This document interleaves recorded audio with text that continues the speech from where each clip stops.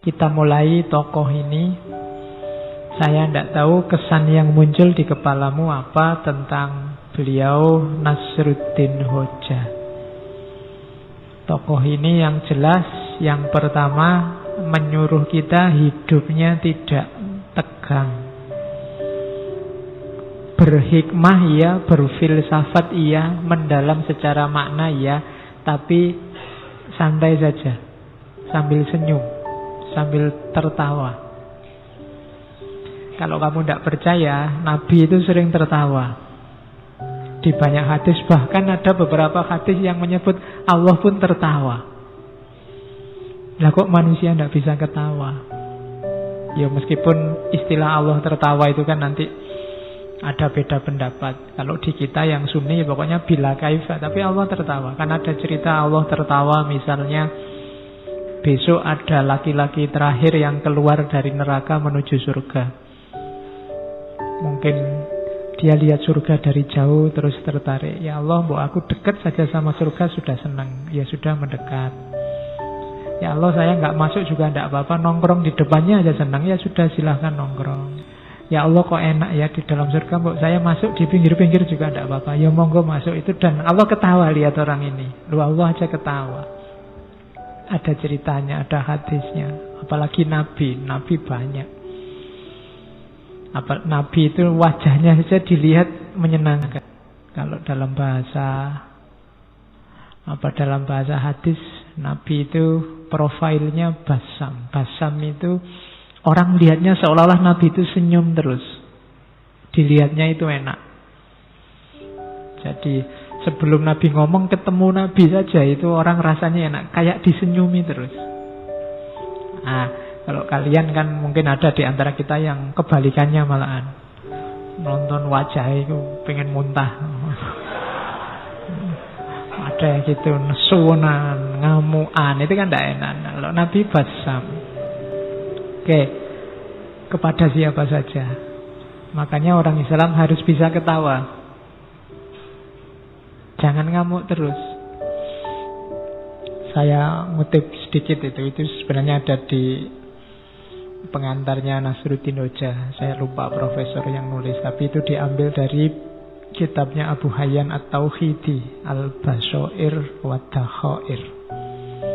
Jangan engkau jauhkan dirimu dari mendengar sesuatu tentang kejadian sederhana yang lucu-lucu. Jadi kalian nonton yang lucu-lucu tidak apa-apa, nonton komedi tidak apa-apa. Sebab termasuk juga yang lucu-lucu dalam hidupmu. Hidupmu itu lucu, banyak yang lucu. Cuma kamu membacanya terlalu serius.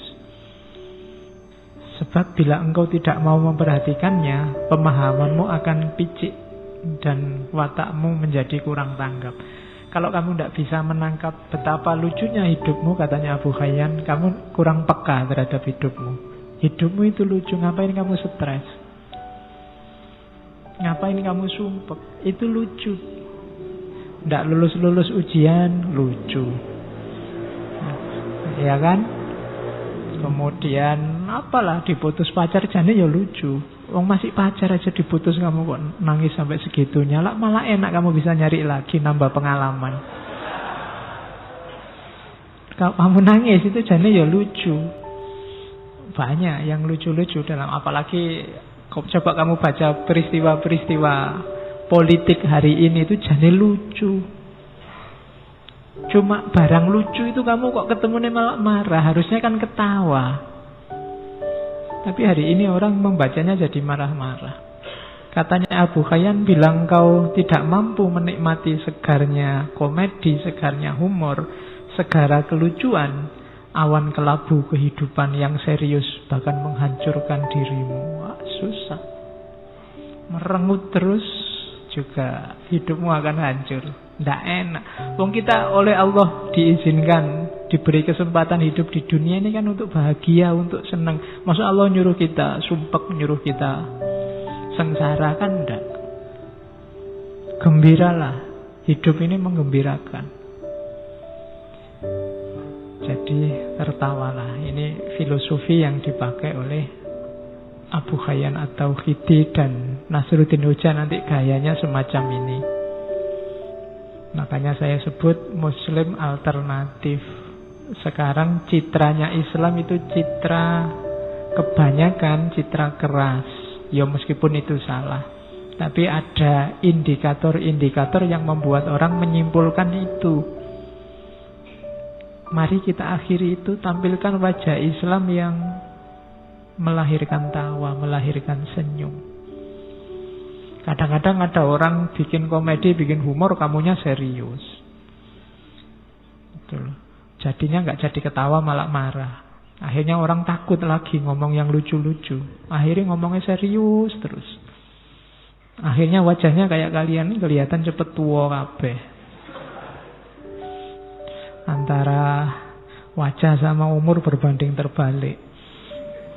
Jadi ketawalah, senyumlah. Hidup ini indah, hidup ini nyaman. Kalau ada masalah itu sebenarnya kelucuan dalam hidupmu. Ketawain saja. Betapa lucunya dirimu. Nah, itu lebih nyaman. Itu rumus dari Nasruddin.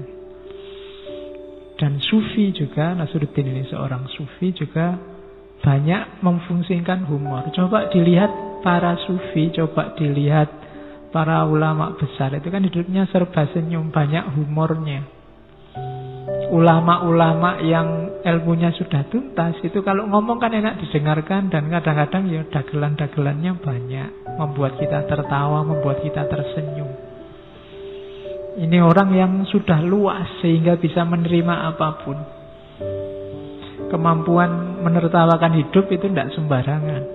Wong Quran sendiri sudah ngasih isyarat kamu, innamal hayatud dunya lahwun wa laibun. Kehidupan dunia itu hanya sendaguro. Sendaguro itu kan harusnya melahirkan ketawa, walaibun, dan permainan, dolanan. Jangan serius-serius. Kan sudah dibilang gitu. Cuma kita tertipu. Wong ini cuma sendaguro kok kita serius. Sampai tawuran, sampai pukul-pukulan, bunuh-bunuhan. Salah rumus berarti hidup kita. Ayo pakai rumus yang benar. Kalau permainan, ya posisikan sebagai permainan. Kalau sendagurau, posisikan sebagai sendagurau. Bahkan dalam dunia sufi, humor ini ternyata perannya banyak, mainnya banyak. Ada teori bahwa kalau dalam sufi itu humor itu termasuk humornya Nasruddin, itu ada kalanya untuk menggugah pikiran.